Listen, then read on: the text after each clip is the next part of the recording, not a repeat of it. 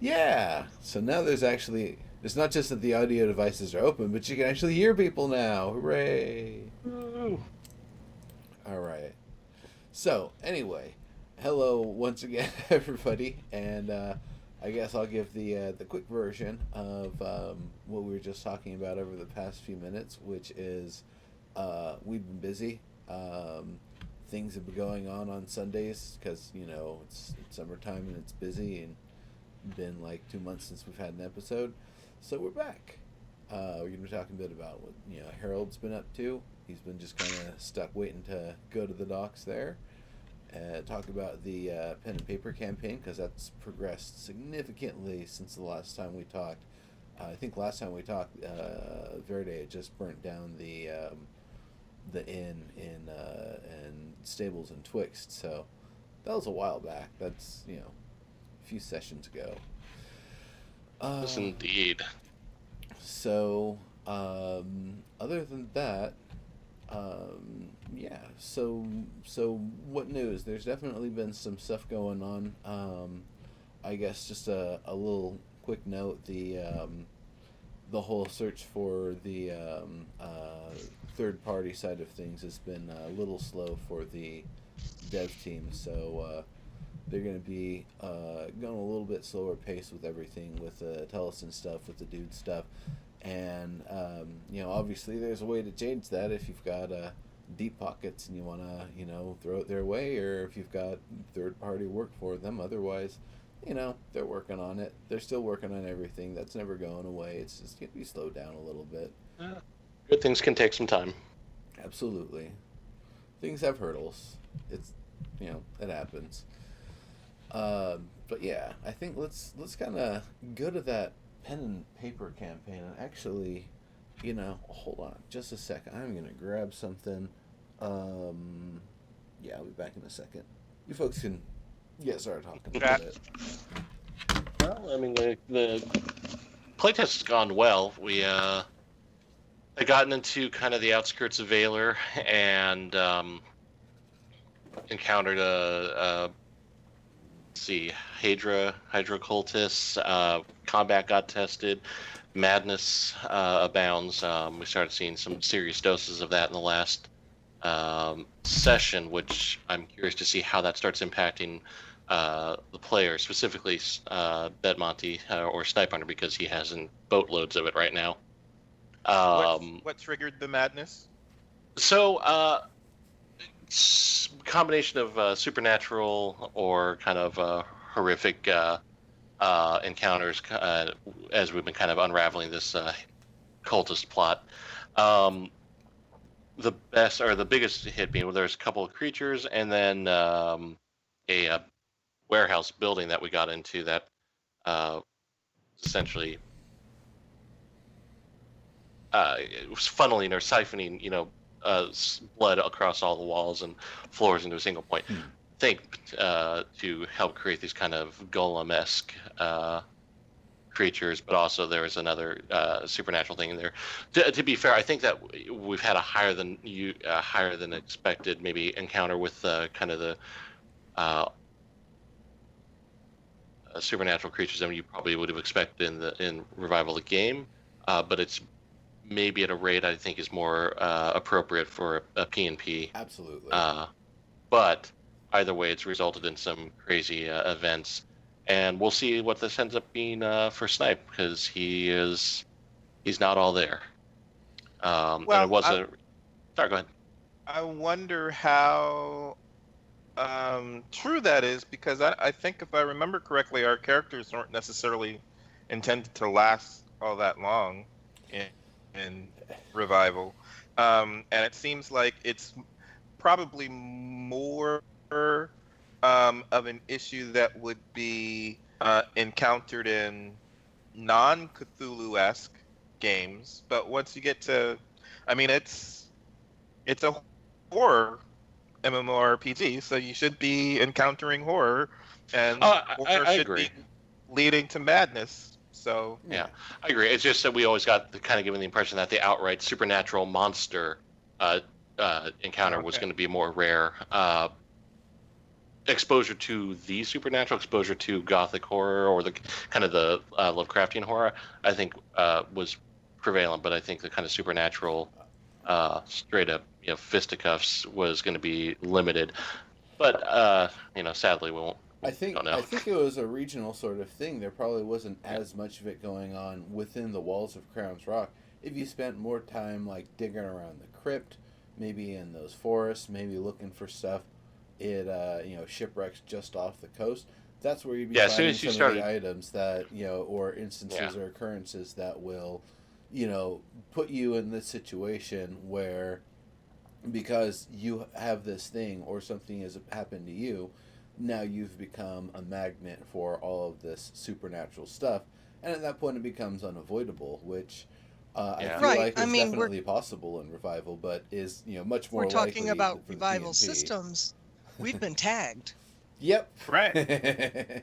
Yes, you have. So, as long as we've got those tags, then stuff's going to happen related to them, and so that's kind of and I think. Oh, sorry. Go ahead. Go ahead.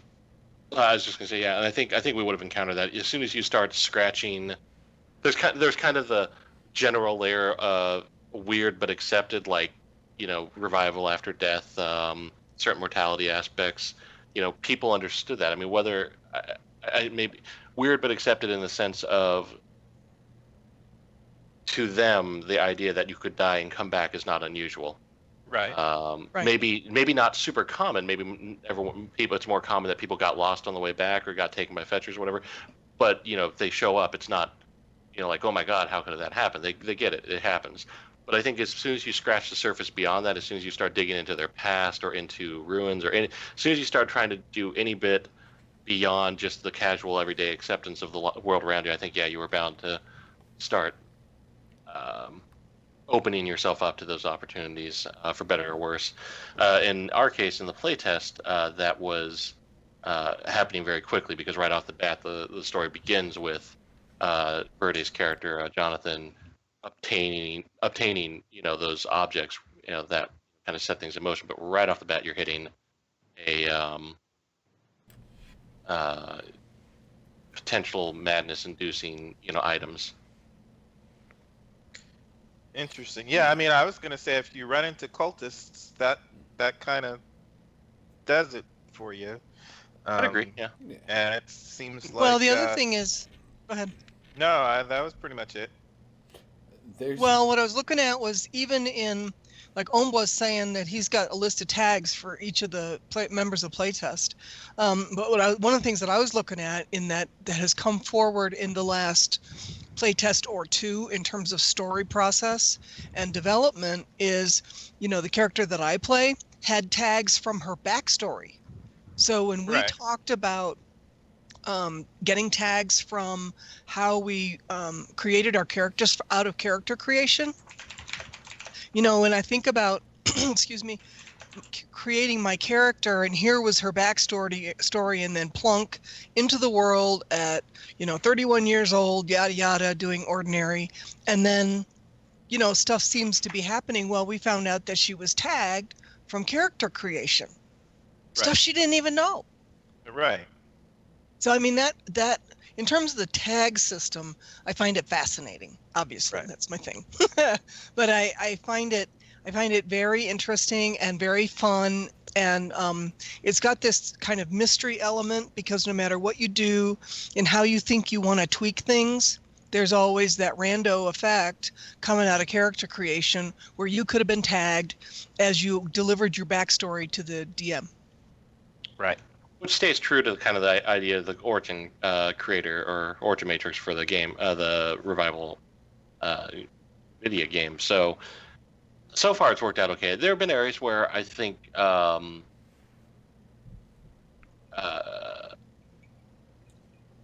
do I put this? For my own character, I have often felt that maybe certain common roles end up having too easy of targets.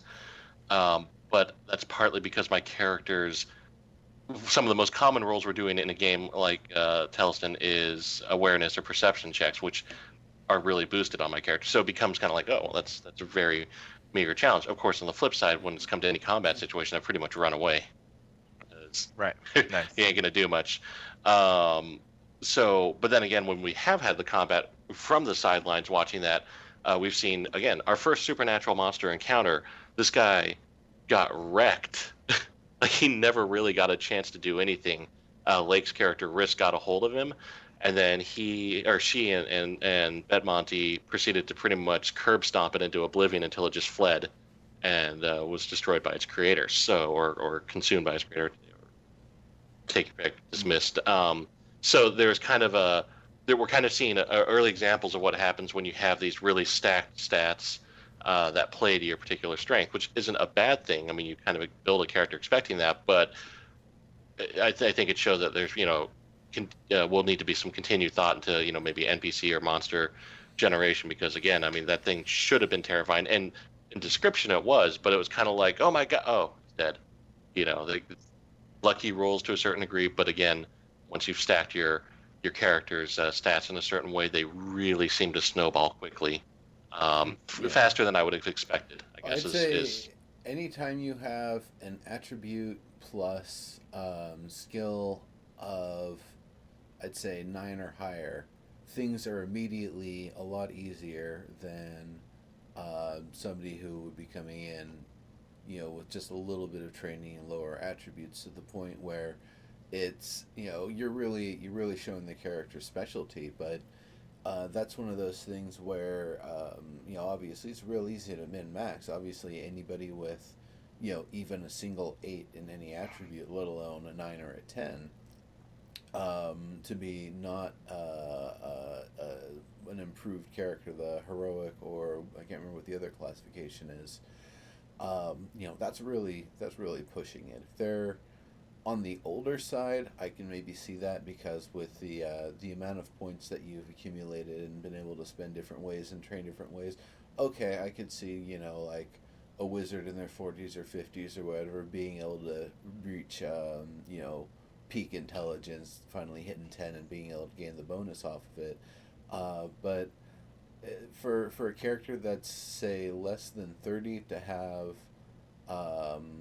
even an 8 in one attribute, let alone more than one, or a 9 or a 10, it just seems like for the amount of points that you have to spend on skills relative to the amount of points that you have to spend on attributes, you're able to make your character really powerful. And then even further than that, I actually have looked at the the gross and disgusting min-max side of things. It's like, well, okay, now that I've laid out my character, how many skills can I knock down a level to give myself enough points to increase an attribute, and how many times can I do that?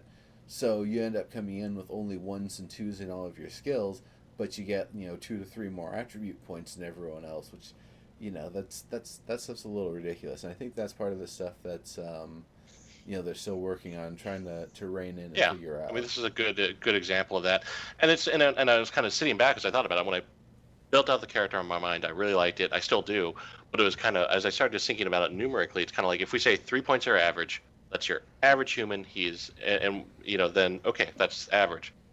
At 6 points of perception, he is far beyond average.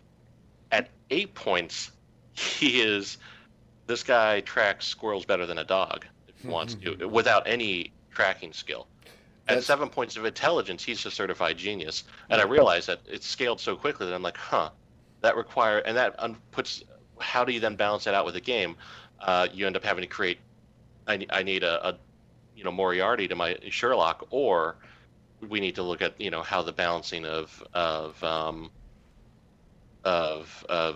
initial stats are. So that's kind of what I've learned in this, is that while the game itself fun and it proceeds well, but the targets, in situations where the targets seem low, is it that they're just too low, or is it because the stats are too high? I mean, you can deal with it either way. You can have a game that seems like everything is really high. It's kind of like Dragon Ball Z, right? If everyone's got a really high power level, then that's fine. You're just dealing with everyone's got a really high base.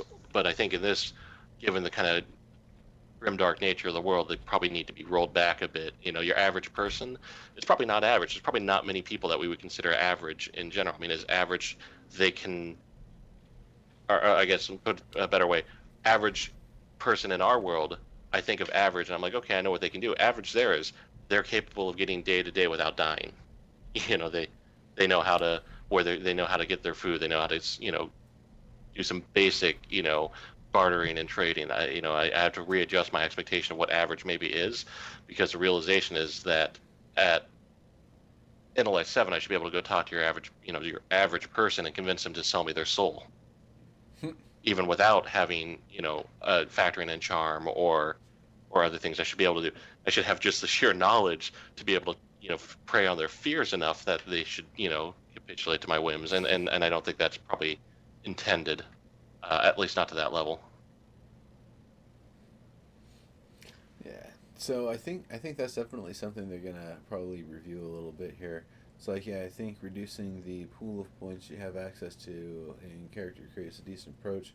Don't mind the rules. It's more that I'd expect that more heroic characters. I see what you're saying. Yeah. I mean that's and again that's kind of still where we're at with the state of the game. One of the things that I believe they mentioned on a firesider towards the end of the last show was about once the next or once the session is over, this current official PNP session, it sounds like they're going to do just like sort of shorter session, like arena battles and brawls and duels and that sort of stuff, to really try to tease out the balance of the combat system and attributes and skills and actions and stances and spell casting and all of that stuff. Because I would honestly say that the rest of everything is fine. The narrative side of things and all of the skills that you'd be using for crafting or trying to rally people or doing politics or anything like that, that's mostly narrative driven. And while there might be die rolls, it's not nearly as rulesy as combat. And combat is one of those things that just, it ends up being rulesy because it's in terms, I would say it's like a compression of time sort of thing. Is 95% of the game you're spending in a state where you're not actively trying to survive and not get killed and preserving your life. But combat, that last 5% over there, is the other half of the game, essentially. That is when you're actively trying to defend yourself and preserve your life. And so that's why there's so much of an emphasis on it. And it's something that has to be, obviously fun and satisfying and smooth. But at the same time, the part that we're looking at here is also making sure that it's balanced, that it's fair, that it's, things are within thresholds that make it challenging and competitive, but not to the point where we've seen where you're kind of like in a stalemate with a person until all of a sudden you score like one really big hit, and then all of a sudden it just snowballs from there. I think trying to fight against that a little bit and make it so Yeah, that I mean, because when they kind of talked, oh sorry, when they kind of talked with like some of the ideas of the stance cards, and you kind of picture like the Dread Pirate Roberts versus Inigo Montoya, right? It's a dance more than anything, and what we ended up with is that, and granted this is not another player or human type character, so I know there's some changes here, but just by a couple of lucky rolls and a bit of skill stacking, it kind of ended up being, it wasn't a dance. I mean, it literally was, they ran up, punched the guy in the back of the head, and then proceeded to curb stomp him. It really became lopsided. What I would like to see, though, is I think some battle royales, so to speak, would be a fantastic way, because combat really does need to be tried and vetted, and some of your stats are going to get figured out faster that way than anything else. I agree. What I'd like to see after that, though, is something like escape rooms, I guess, to use a modern analogy, because they were on my mind recently. I'd like to see parties formed, and their single session is not necessarily a literal escape room, but you're given a task. You build your characters towards perception, intellect, knowledge. The lore. I want to see them put in a situation where their job in that session is to basically solve a puzzle. I want to see how the stats work out. Yeah, I want to see how it works out to be when we start applying the Arcania side of things to it, because I think that would be interesting. And then I'd like to see after that while yes, politics and business will be a fair amount of narration, I'd still like to see a few sessions built around economics, around the dice, and just a chance to test the dice rolls, because sometimes they're not going to. We might again find out that targets aren't quite right, or that certain skills and stats are unbalancing things, and again, you're able to just kind of walk through a session and barter your way through anything, or conversely, you end up penniless because you just can't pull it off. So because combat again is super important, and I don't ever deny, especially in PNPs, how important it is. But for a personal preference, oddly enough, any kind of video game, uh, fantasy RPG, whatever, I play combat types. I like them. I like getting in people's face. I like fighting. I love the PvP there. When it comes to my P&Ps, I hate being combative types if I can avoid it. I really like playing ones that get around that through other means. Um, and so I'd like to see where Theleston can go with that in the sessions, because combat's got to be hammered out. I agree, but I want to see it. But for a game that builds itself on the kind of hidden underneath, I want to see that tested more thoroughly as time permits. I like being faced in your face too, but just in your face through intimidation or flirtation or Right, yeah. other forms of charisma than You're right, and I don't mind combat. that. I agree. Yeah. I'd be in face for that too. But yeah, I don't want to be in a PnP. Yeah. I don't like to be in your face with a claymore. I want to be in your face Yeah, with yeah. the words or the quill. I Yeah, guess, we don't Or a have sack of enough coins. opportunity for that in MMORPGs, unfortunately. I'm hoping Yeah. Astis will change that a little bit, or some other game similar will come along. We can focus on that more.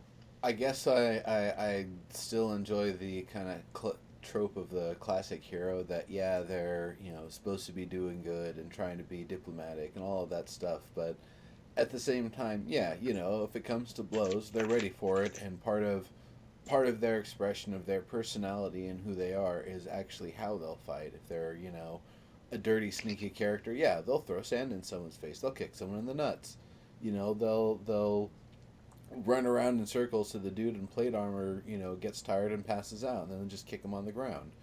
That sort of thing, versus someone who's like a real honorable, like, I think of just as much Paladin as, like, the show Renegade, where like he's fighting one on one with someone and like there's two other guys surrounding. It's like, but he's got other guys on him. It's just him versus them. It's like, oh well, it wouldn't be honorable for me to step in. It's like, okay, whatever. Having some weird, like, code of like, if you go to engage people, you leave them, you leave the engagement alone till it happens, or whatever it may be. I think that's something that for me is always enjoyable, because unless the campaign is specifically designed around absolutely being non-combat, it's gonna come up, and it's something I usually like to have fun with in some way. Yeah, I think what I like about what sounds like is happening with Zero's character as it's playing through is he's got enough to perceive that shit's going down, and he might instigate some stuff, but once it actually goes down, he's going to be to the side, and he's going to let his pals Pretty step much, in yeah. and do the combat. In all things, he's a negotiator, even if it's not always good negotiation. Yeah. Kind of like, Or an it's instigator. reminding me of, I think it was King Tut in the Adam West Batman series, who would be like, he's the leader and he'd send his goons in, but he'd be off to the side, kind of Yep. like, you guys go that way and fight, and you guys go that way and fight, and I'm just gonna be over here. So one of the things that was said in chat is that resilience is OP right now. Zero saying lots of stuff is OP right now. Stack it right, it becomes OP as long as it's in your favor. Yeah, but I guess resilience is especially OP. Actually, it's not so much I think that resilience is OP, it's just the way the skill system is set up. So many things use resilience, so many things use perception, that if you have either one of those at a high level, approximately a third of what you can do or more is already easy. And that actually kind of makes me think of, going back to what we had talked about way back when, before the session. about the idea of their, all three attributes associated with a skill being how the skill level plus attribute usage is derived. Yeah. So if you have high perception or high resilience, but your strength is low and your reflex is low, you're not going to be, automatically, with high resilience, able to be a badass with a great sword, because sure you can probably make contact with it, but it's not going to hit incredibly hard, and it might not be a very technically sound blow. Right. It seems like what Snipe is saying is that the problem is it makes you OP in terms of your ability, your survivability, not your in your defense, not in your offense. And Riss is a So perfect example of that. Lake's character. She literally built a tank that takes hits so she can give bigger hits. It's you don't need to swing fast if you can just take this attack right on you, and then they have no choice but to take one in return, and she made it uh, work. it kind of reminds me, oddly enough, I've been She looking. made herself indispensable. Yep. Was looking at some of the trailers that are coming from Comic-Con yesterday, and I guess in the Justice League trailer, there's a scene where Flash is like saying, "Oh, this battle is coming up, and you guys are all great at it, but I've never been in battle. I just go behind guys and push them because the physics of the super speed push Yeah, right. makes them go fast and you know go into pummel into things. So he just has to tap them. He doesn't even have to, and then run out of the way. He doesn't even have to like use super strength or anything like that, or throw a punch. Even just nudge him a little bit, and that's OP enough. So that's kind of funny. The other thing that Zero was saying that brings something to mind with me is a nemesis, and there's been a show that was on. I'm not going to name it because what I say might be spoilers, but it was kind of fun that I think it was in the first episode, there was a character that was kind of pivotal right in the first scene. Um, and then we don't see that character again for all of the first season. And then I think the third or fourth episode of the second season, she shows up again and she's prominent in the first 20 minutes. And you're like, oh, yeah, like she kicked off this whole show and then disappeared. Oh, okay. But now Yeah. she's back again. And that's really significant.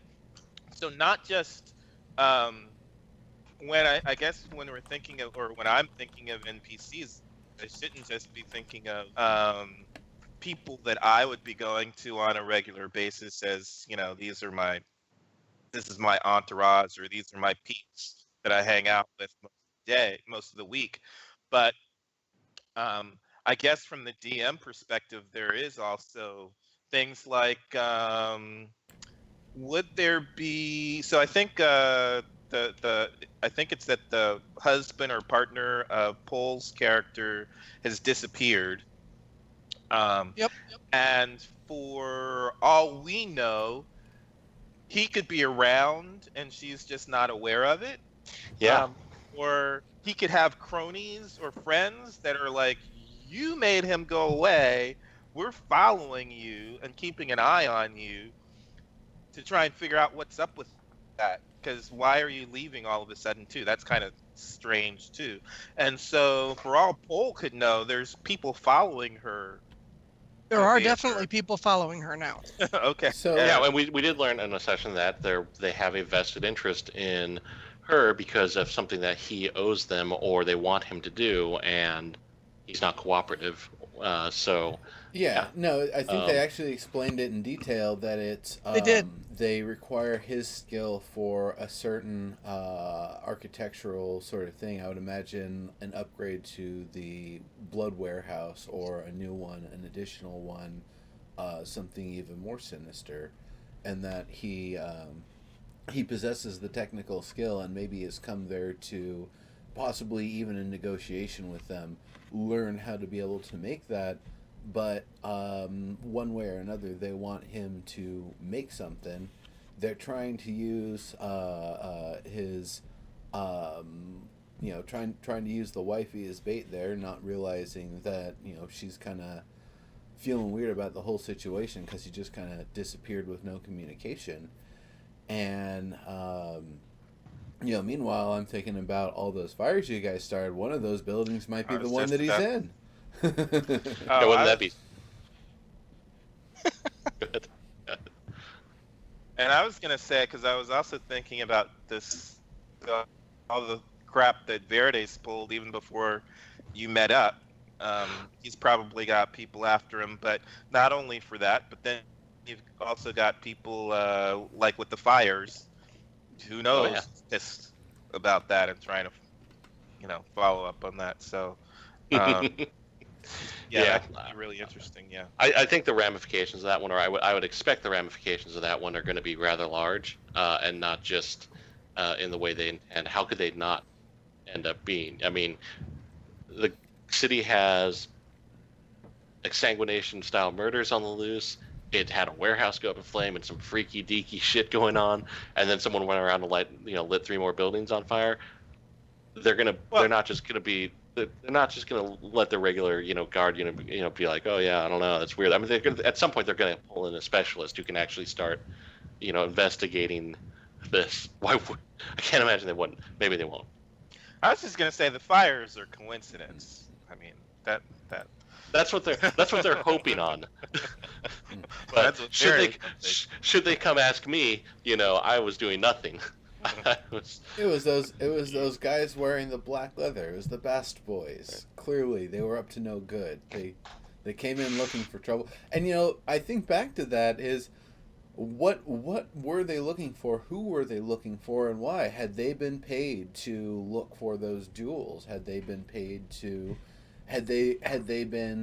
look for that group because they were told that they had some artifact of Bastet and to round these people up and bring them somewhere? It would have been an interesting investigation, but we instead kind of got onto a murder arson spree and then stab you with greatswordy cuffs. Yeah. Or was it a slash? I can't remember. The other guy, the guy got stabbed after he got slashed, wasn't it? Depends on which guy you're talking about. The guy that Serb's character straight up shanked was that's the one. It was a different guy, yeah. Came out to take a look at what possibly was causing some noise. Granted, probably not a great guy, helping create some, helping a crazy ritual, and at the very least probably helping create these kind of, gombies. But still, that is not the way I want to go, I suppose. Just, step out of my door and almost imagine his hands in his pockets in a very kind of, wonder what's going on out here. Oh God, that's my kidney. Just. However, I hope he survives, gets through Anima's realm, just so Serb has him on his ass for the rest of his, natural or unnatural life. So, Paul, what is your role? Have you participated in combat yet? Yeah, so to speak, kind of, sorta. Katrin is not really a combatant. She doesn't have high strength. She doesn't have high dex or anything, but and really her orientation is more heals, and she's kind of the designated healer of the group because nobody else has that. Right. So what she has used in combat though is she's used her fancy pocket sand. Pocket sand.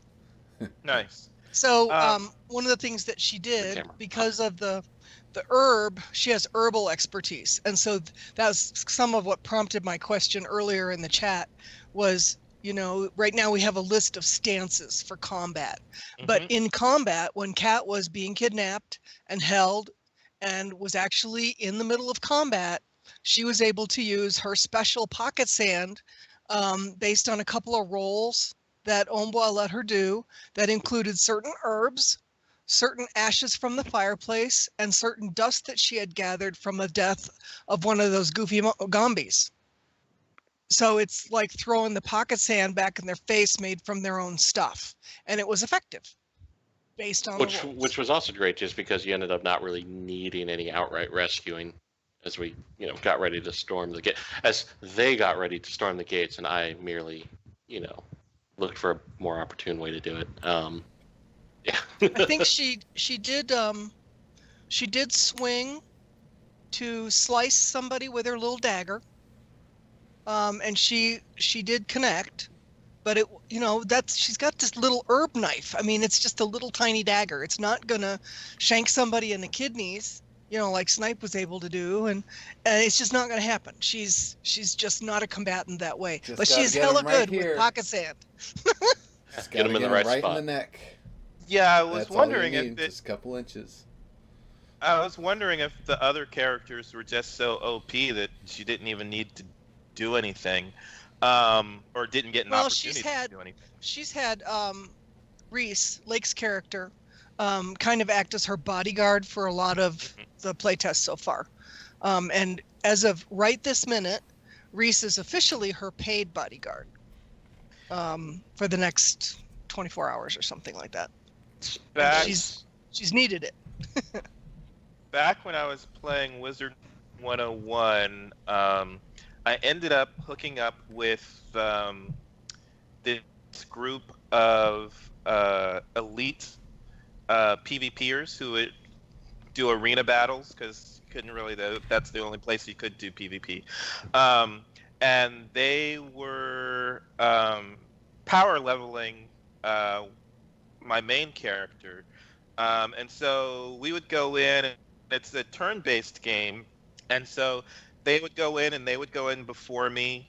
There's like 5 people in a group, so they would be 4 people before me, and I basically felt like their pet. They were so OP and were so had their synergy going so well that often stuff was dead before I even got to my turn. So I was like, okay, and they were so much higher level than me. I'm like, yeah, I'm about the level of your pet. The damage that I do in these. But it also reminds me of a conversation I was having this weekend with about Ashes. Following Ashes of Creation is a new MMORPG that I'm following, and someone on the forums there was saying that they hope that we can get rid of health bars because you shouldn't be able to tell the health of other characters because people in real life, if you don't have health bars. And I'm like, no, you know when you're doing damage to other people. You can't.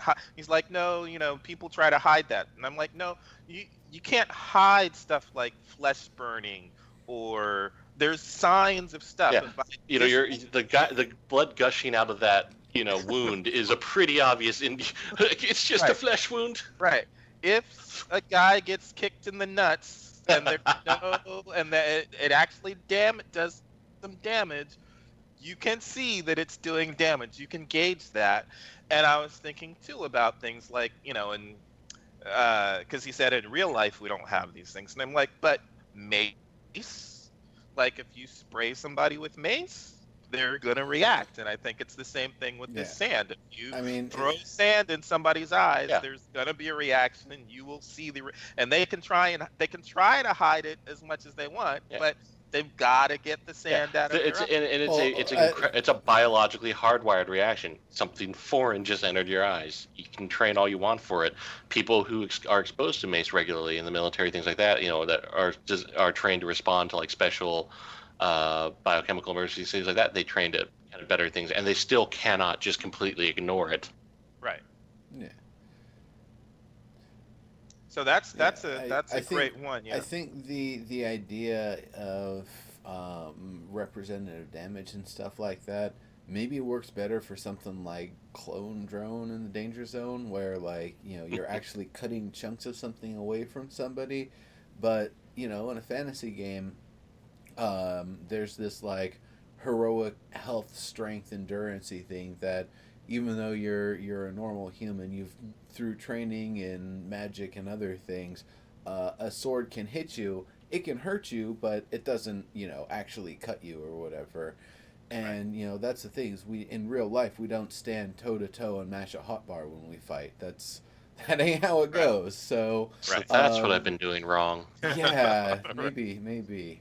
So that's kind of the thing that there's a huge disconnect if you're trying to compare real life to a video game. If we're talking about like Bushido Blade, for example, that was one of my favorite fighting games because Yeah. when you hit somebody somewhere and you saw that little flash of red that indicated that you hit and disabled that area, you hit both their arms, it's over. You hit them right in the head, Right. it's over. Right. Chest, over. One leg, they're still able to move. I think both legs, and it's over. Shadow And Blade was awesome. yeah, Unfortunately, I found that in the end, I could win most matches, and then it became very common.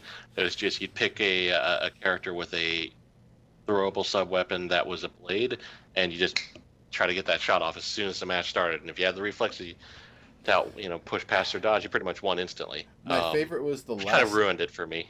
the last boss was just this hilarious thing that either you know how to beat him or you don't. Either you try to fight him head on and you just lose, or you run, you bump into him and knock him over. You'll get up before he gets up, and then you just get a one shot, easy kill. It's kind of ridiculous.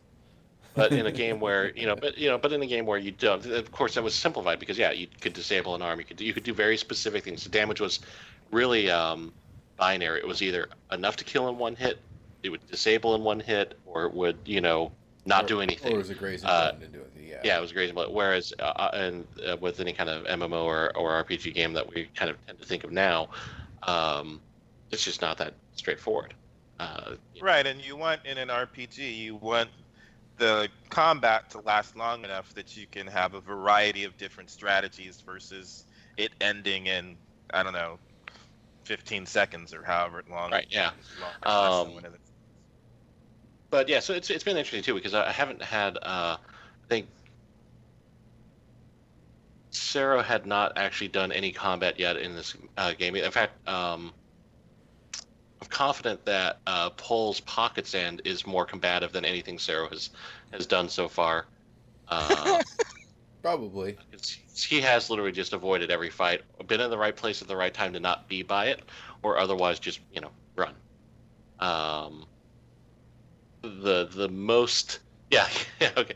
The most he was even starting to was going up the stairs in the blood house to get involved, and then shit went weird, and it still didn't happen. I suspect strongly that if I play my cards right, he will get through the whole campaign without ever having drawn a blade in anger and for anything other than eating. So, which would actually I'd be okay with.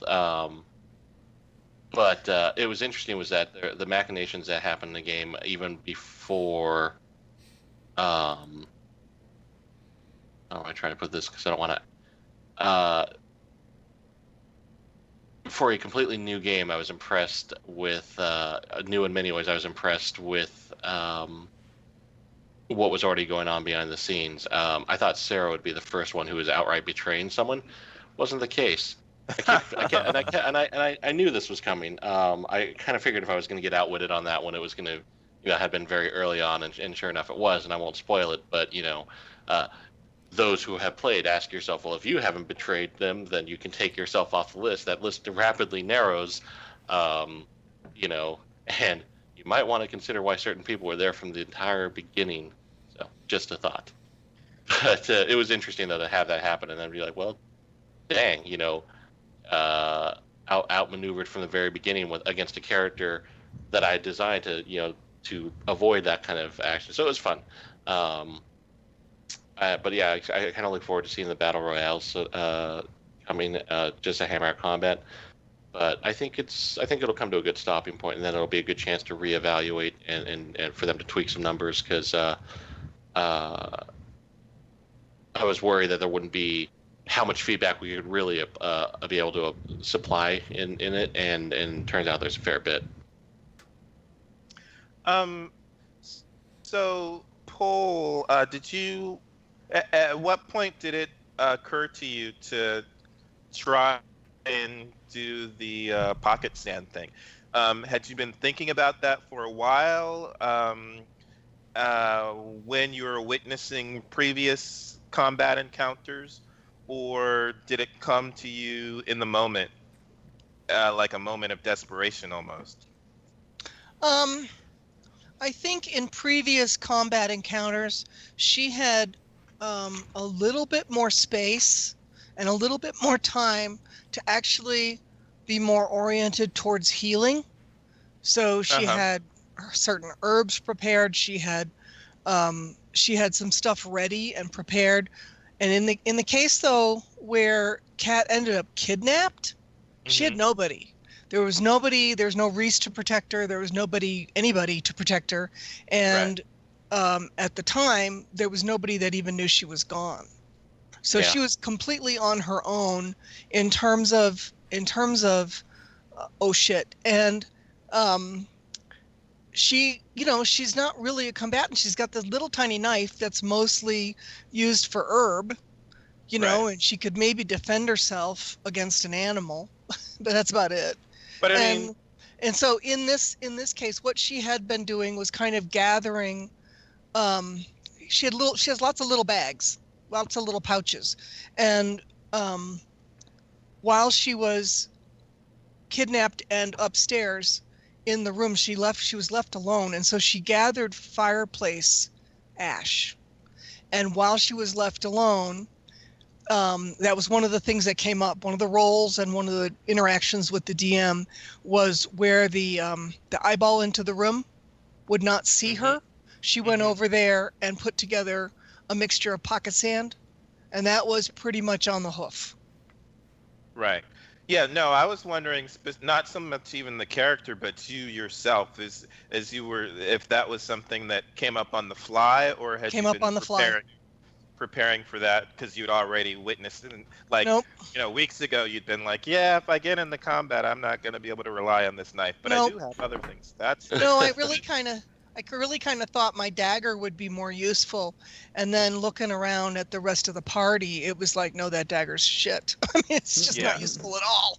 So here Any she is, damage is she's better than no kidnapped, damage. and then they've left her alone, and she has like no friggin' resources. All she has with her are the pouches that are attached to her little belt. And so it's like, what can I make out of this? This And is going to but school you on that. It's like, hang on, son. Let me fix that for you. right, but that's the beauty of that is the essence of role playing, and that's why I was saying one of the last times that we played together with Harold, we forgot to look at a scenario that played right, out from the perspective of a baker. Like your character was in this position, and that position, that character is not a combatant, but they know herbs and they know how to gather things that are around and throw them together and come up with something that they can use. So that's cool. I mean, I think that's again the beauty Oh, of it role is. play well, I think you're is right that though, that that there's an that's the role. immersive quality that kind of produces that idea, Yeah, where the light bulb moment happens. yeah. Yeah, you're right. Yeah, and Um, that's honestly like one of the biggest differentiating factors between pen and paper games and all other formats of games is that level of flexibility. Being Yeah. able to do something unpredictable like that, and somebody being able to flexibly incorporate it into the rules on the fly. Board games, obviously, you're bending the rules if there's nothing like that that's already been established. Something like an MMO, unless there's a system that exists for it, the only way you're going to be able to do that is going to be probably weeks to months down the road when someone pitches a suggestion, it gets accepted, and they finally program it in and put it in, and Yeah. all the art and all that stuff, and it gets QA'd to make sure that it works well.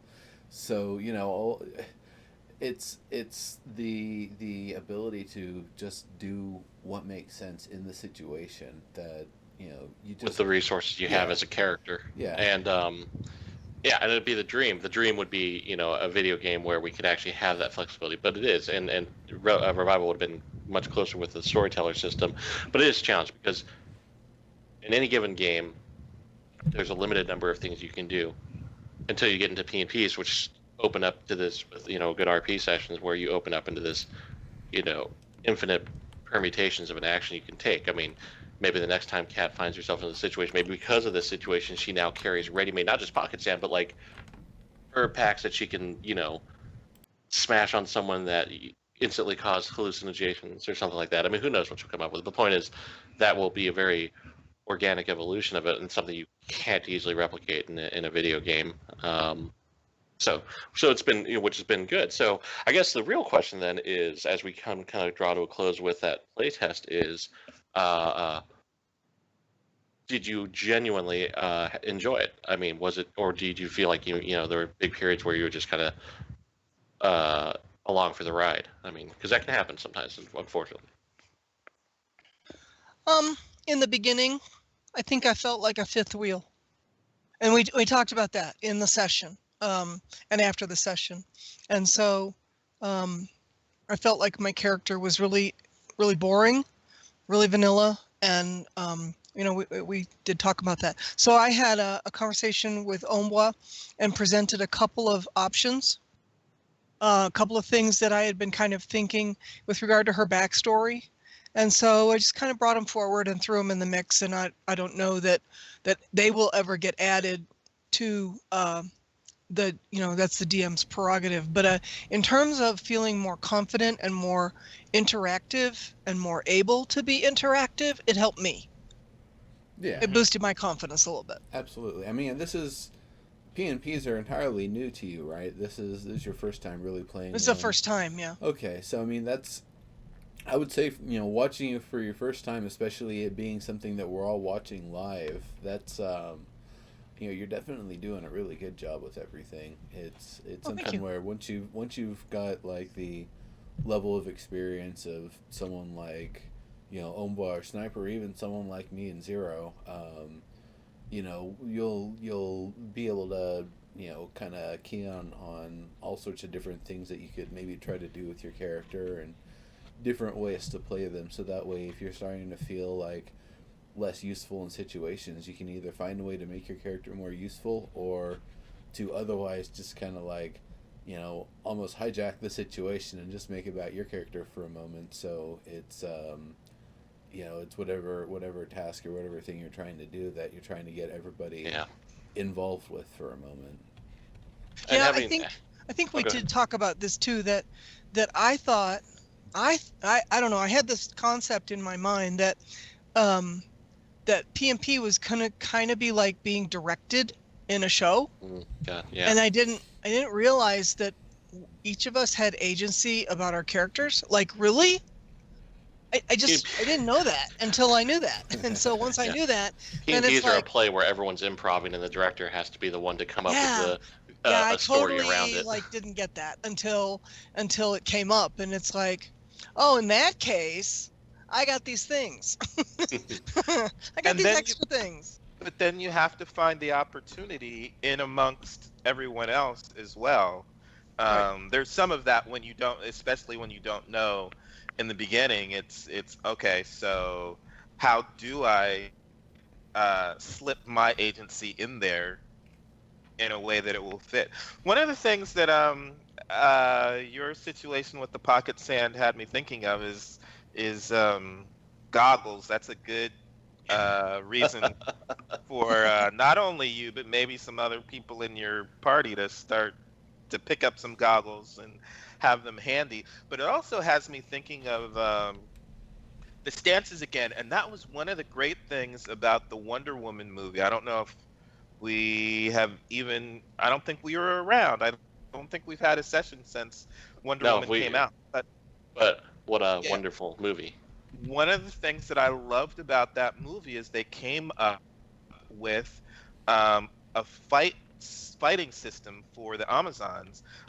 She does not fight like Batman. She does not fight like Superman. It's not some kung fu is it Wing Chun that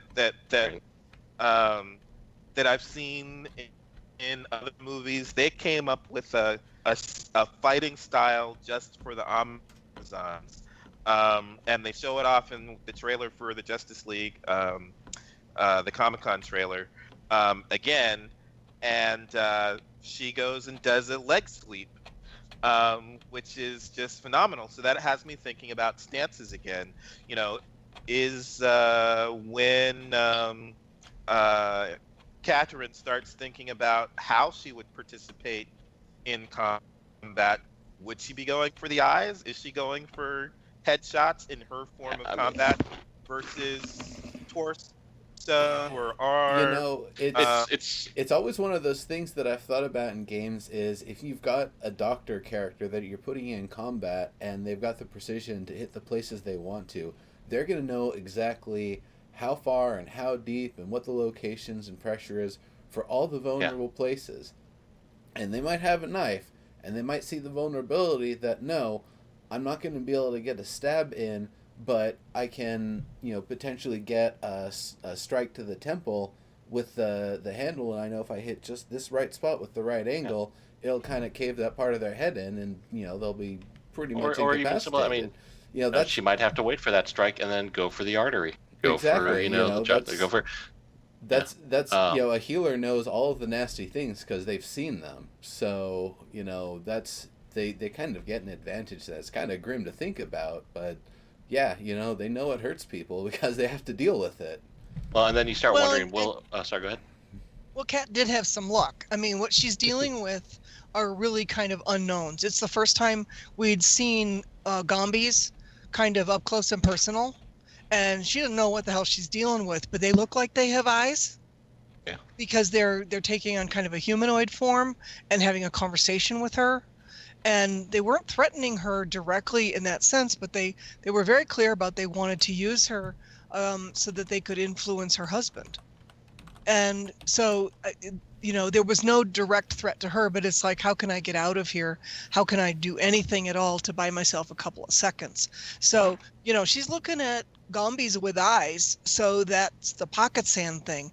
It wasn't until later that we found Gombies that didn't have eyes. And it turned out the pocket sand kind of worked on them as well because it had Gombi dust in it. Well, and then we didn't know that until we tried it.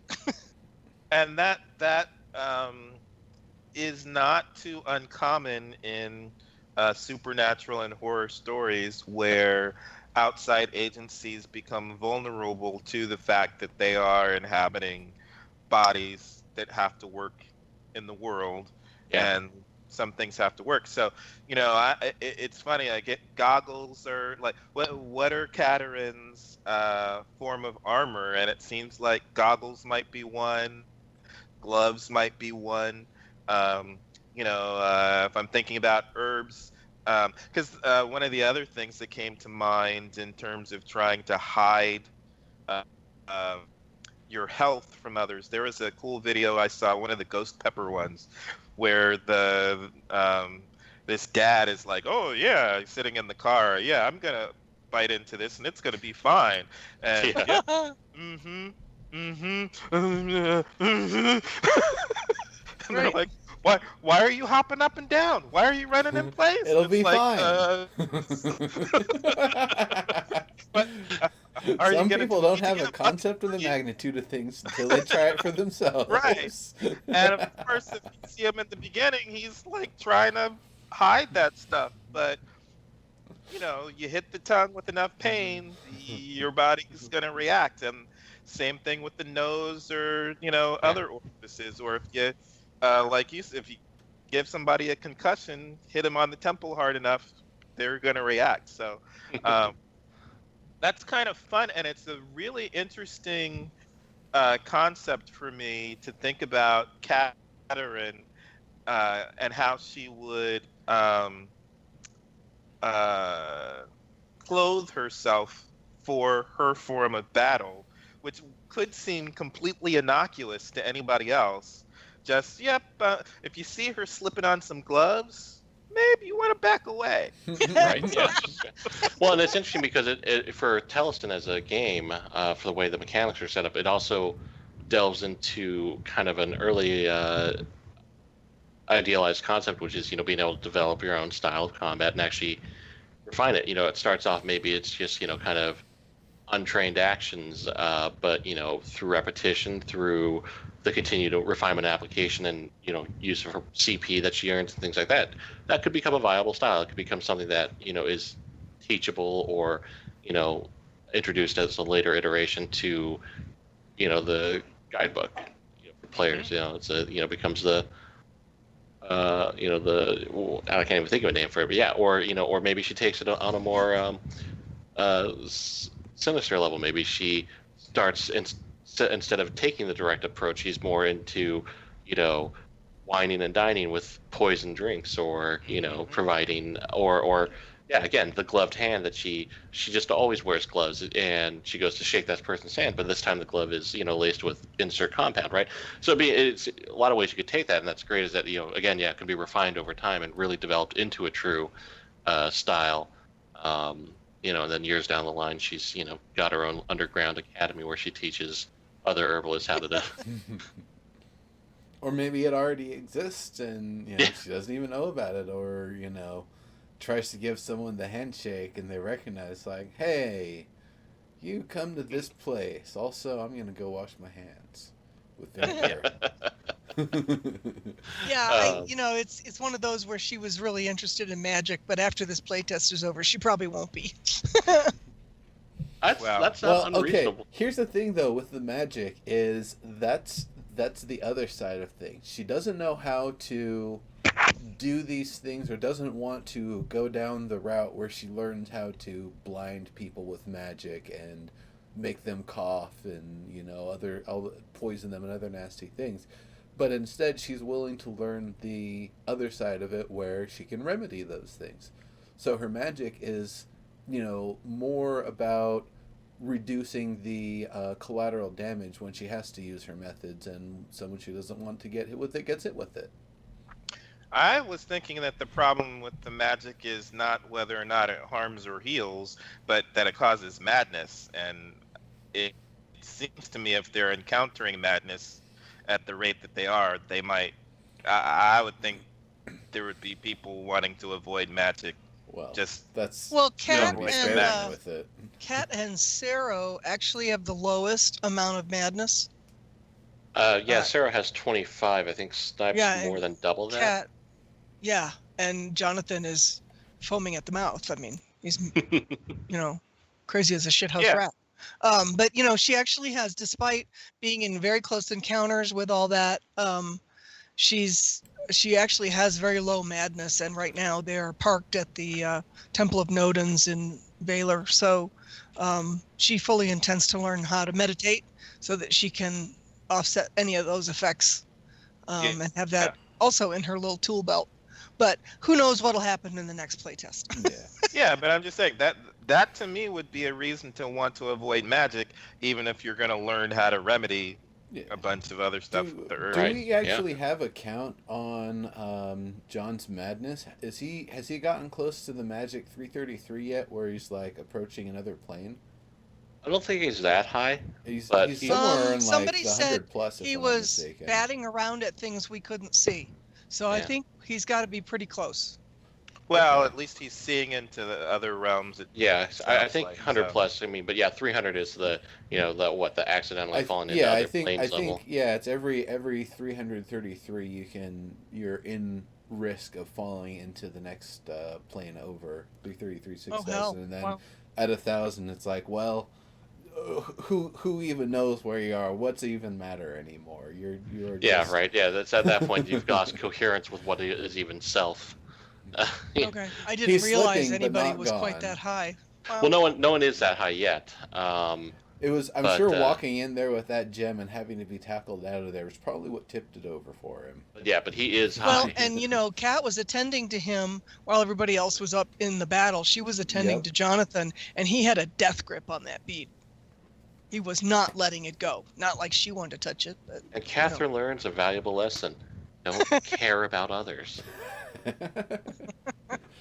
And that's what starts her wearing gloves. Right.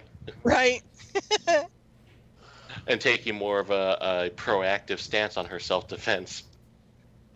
I can almost there's a dark path for the character to take. She becomes she wanted to avoid becoming embittered spinster. So instead, she becomes an embittered, paranoid, lady going around poisoning people and keeping them in this constant state of weakness so that they can't ever possibly harm her.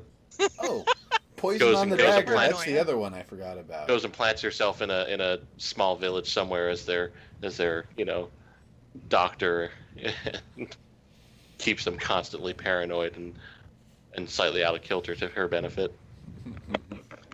Right. I think that's a spoiler for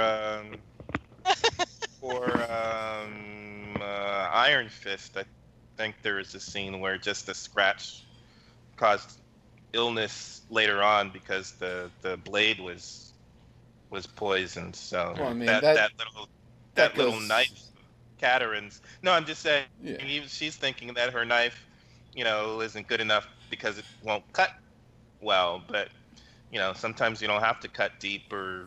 Oh yeah, I mean, Right, I go so back one to of Hamlet on that one. The blade was laced with such a poison that just like the slightest little nick was gonna kill poor little Hamlet there, and he. Well, I'm not gonna spoil it for anybody that hasn't read it. Oh, No, I'm doesn't pretty do well, sure and we know it. everybody knows how that one goes at this point. Oh, okay. 58. Yeah, so those numbers are lower than I thought. So, yeah, okay. Oh wow.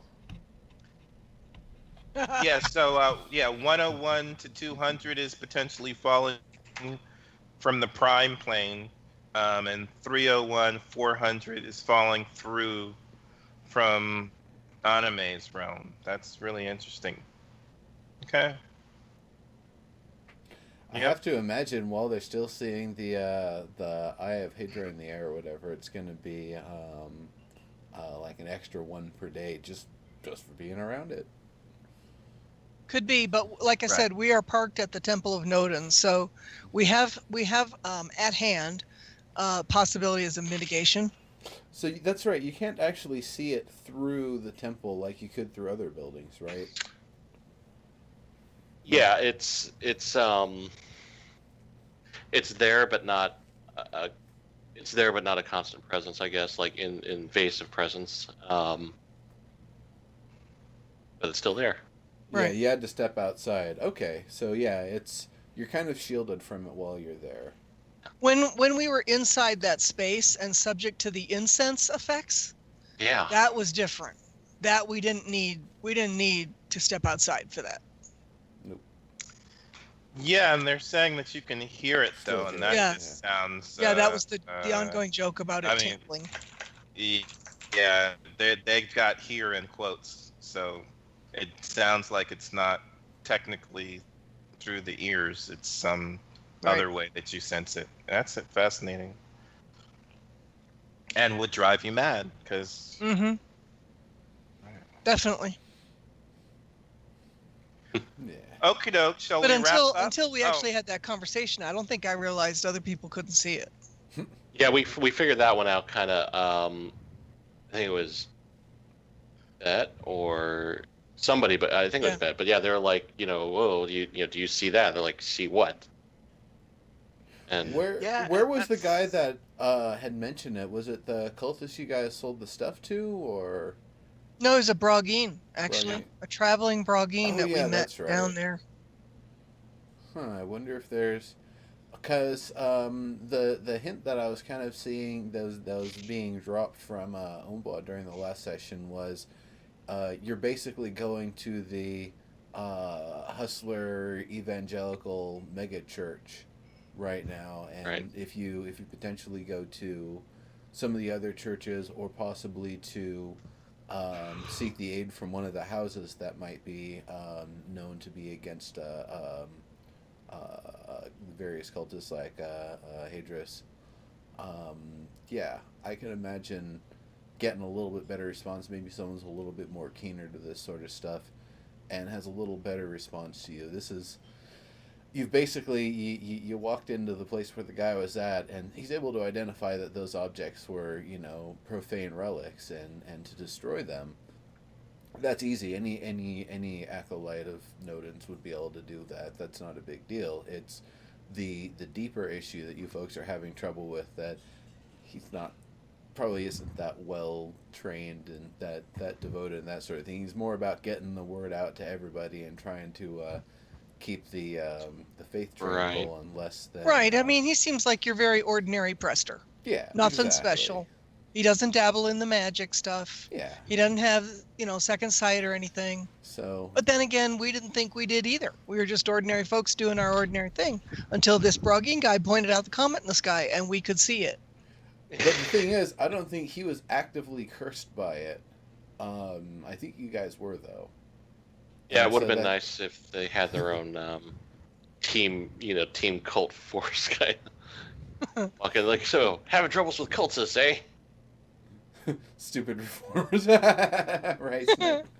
Yeah, well, maybe there are a cadre of cult breakers among one of the churches there. You'll definitely have to do a little looking around and asking about. Now, Like the Vatican's version of their demonologist division. You know? Yeah. It's one of the things, though, is that there's mention that this is getting towards the end of the session, but at the same time, there's, still trying to deal with the eye, still trying to deal with this group here. There's still the idea of actually trying to go to Sky Pass itself, which is, I would imagine, 2 to 3 sessions worth of travel itself. Well, that's actually Yeah. I can really summarize this really easily for you. It sounds like it's a lot to get done in one session, but that's because everyone's actually just going to die. That was Our one of the heroes are things gonna we meet talked their about untimely was end. the safest place. See, part of Kat's problem is they will continue to hound her and chase her Right? until they get what they want from Gregory.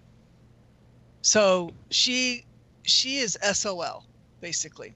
So what I was looking at, in all seriousness, in terms of the playtest, was she gets herself dead and figures out a way to get to Sky Pass. She'd have to do that through Anima's realm somehow, and then spawn and respawn at the Mortality Gate in Sky Pass, which is probably the safest place on Theleston right now to avoid the guys chasing her.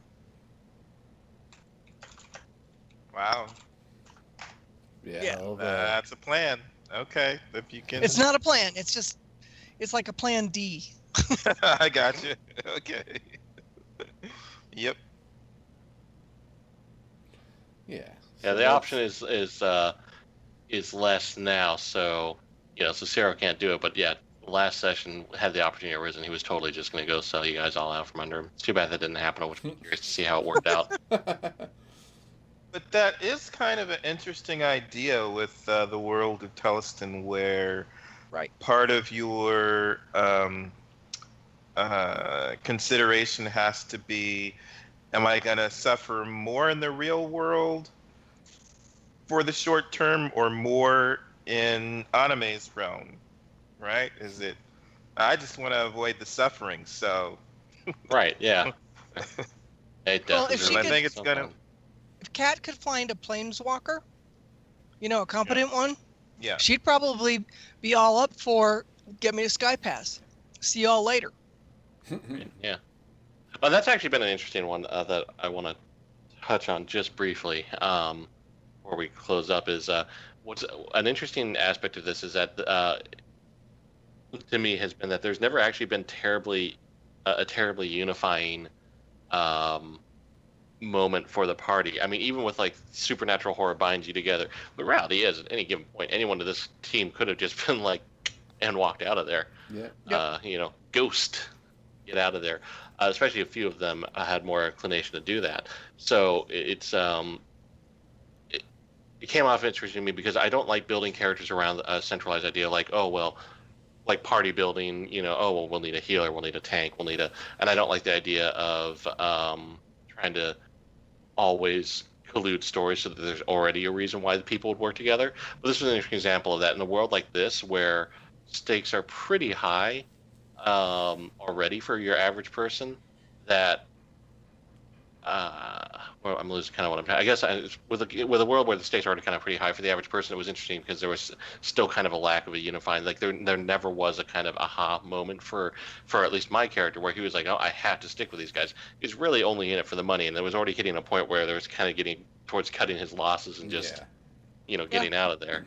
And he has his money now, So again, there's that opportunity for doubling down, getting even more money, and again leaving. Which in the end, I don't actually think is necessarily a bad thing. I think it will actually add some interest to the game as it progresses, as other games, as other people play this, where you no longer have a game where you just automatically assume everyone's always going to have your back on these things. And granted, that's not unique, but where that that precedent is kind of right out in the open right from the get go, that you don't necessarily people are as much allies of convenience, not anything beyond that. Yeah. Well, at the end of the last session, we're looking at getting on this boat that we've commissioned in the next morning. So within 24 hours or whatever it is now, they're supposed to get on a boat and go to Kangarai. That was the plan. And Kat said, I'm not going to go. So I expected that for my character, that would be the end of her playtest. That would be, she'd be done. And then it turned out everybody else said, I'm not going either. Nice. Well, and for good reason, because okay. You got that Hydra cultist. Yeah, Hydra cultist, that eye in the sky. Going on a ship's probably going to get y'all killed pretty quick. Yeah. Briny Deep is not an end for Sarah. Yeah, lost, right? At sea. Yeah. But yeah, it's been an interesting ride with this one. So I'll look forward to seeing kind of as that ends, how it ends, obviously, but then just kind of lessons learned, and then we'll see how the next kind of playtests go through.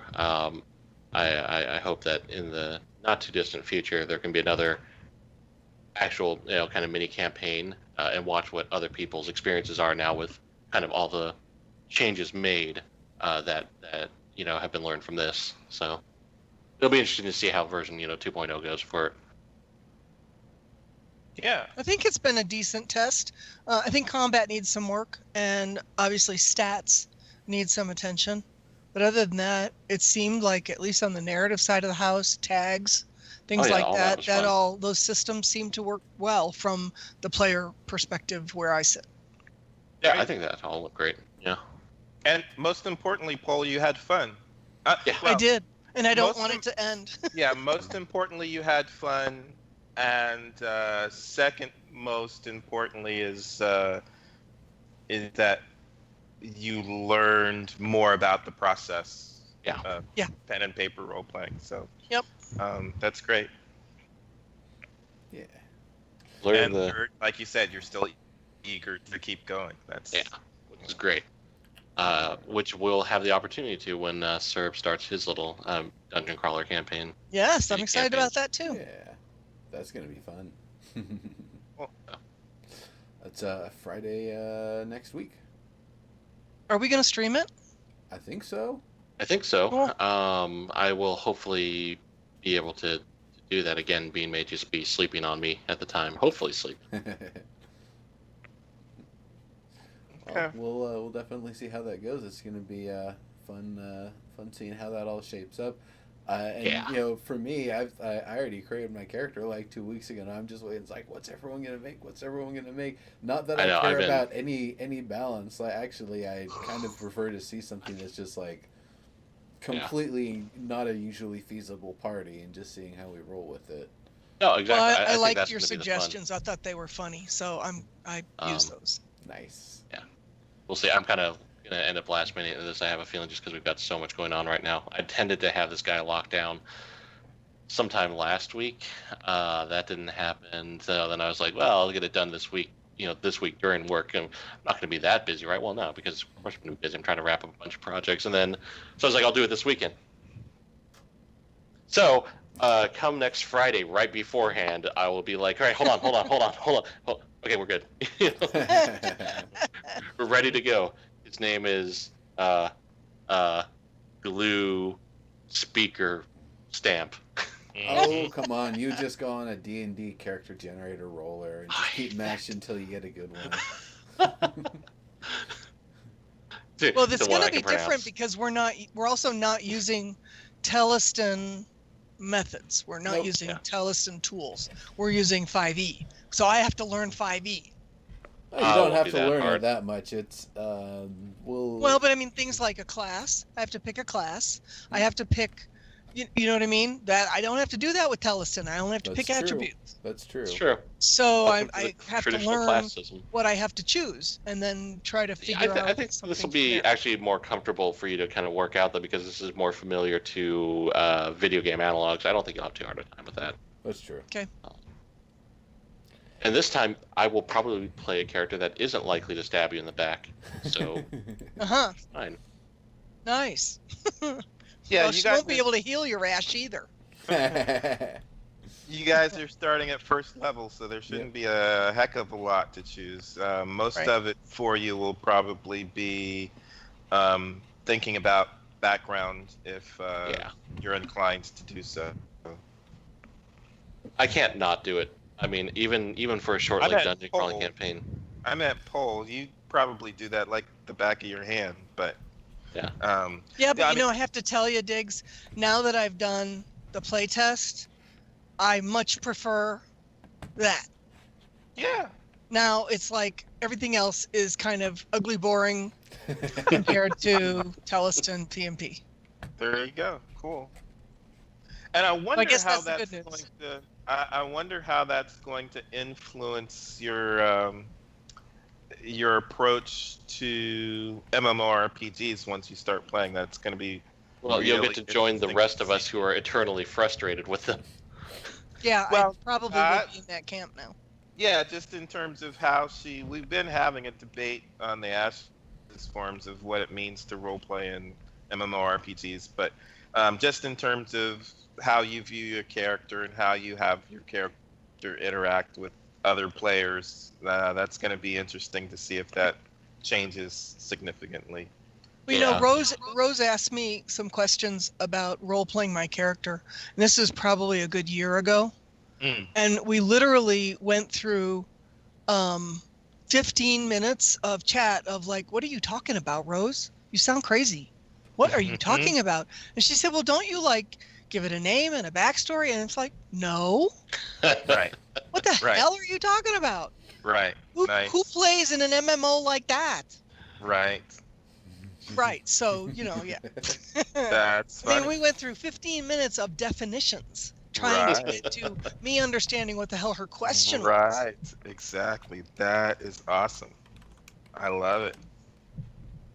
Yep. Plus, I will admit, and maybe it's I guess probably no one would ever actually be surprised by this from me, but part of my enjoyment of being able to build a character's backstory is the benefit of knowing how your character is. You'll be able to more likely think of how your character reacts, but most importantly sometimes is how I can be a total asshole to people and not actually feel bad about it, because I'm like, well, it's just a character, man. And I Well, get the to other roll that thing is that it in a private whisper, because this isn't actually true. It's just an excuse that I get to use every now and then when someone like bugging me or would bother me in a private whisper, and I'd just be a total dick, and they're like, oh no, I never leave character. What are you talking about? This is just normal. Yeah, I mean, it does provide a lot of comic relief. Yeah. That's funny as hell. Yep. But no, it is. It's been a lot of fun. And I think Dave's right. It should change how you approach any future RPG, MMO, or similar, because it does. Once you have an idea that these characters are more alive than just what you're presenting on the surface, everything changes. Well, I mean, the whole definition of agency. Yeah. Takes on. It's like going from 2D to 3D in terms of understanding. That's really amazing. amazing that you get to experience that. That's both sides of it. That's cool. Well, it's cool to have been able to watch it from the silent view, right? I mean, when was the last time you saw someone brand new to, who's experienced with concepts of it, but brand new to actually, But what I love about what she just said is it's not, because that's the way I'd been thinking of it. Oh, it's new to her. But I really love the other side of it, that she'd had the conversation before and she was like, I don't know what you're talking about. Like, it's just a why game, would you right? do that? Yeah, why would you do that? Right. So that whole process is just a beautiful process to be able to experience. Yeah. Well, cool. So it sounds like potentially no oracles on the when? The 20th. 20th? So it'll be the fourth Sunday of next month. The next week is a fifth Sunday of the month, so I'm not sure. That's a wild card. I think Onwell might be out doing something, so I don't know if they're going to be doing the playtest. If that's the case, maybe we'll have some folks on here. Maybe we'll have a show here. We'll see. But Yeah, then we'll take it easy. I mean, yeah, then going back to second Sunday next month, and hopefully in September. Maybe in September, we'll see if we're back to our usual two shows a month schedule. Yeah. Yep. Sounds good. Could be good. All right. Okie dokie. Till next time, thanks for coming, everybody. We'll see you later. Bye. Bye bye.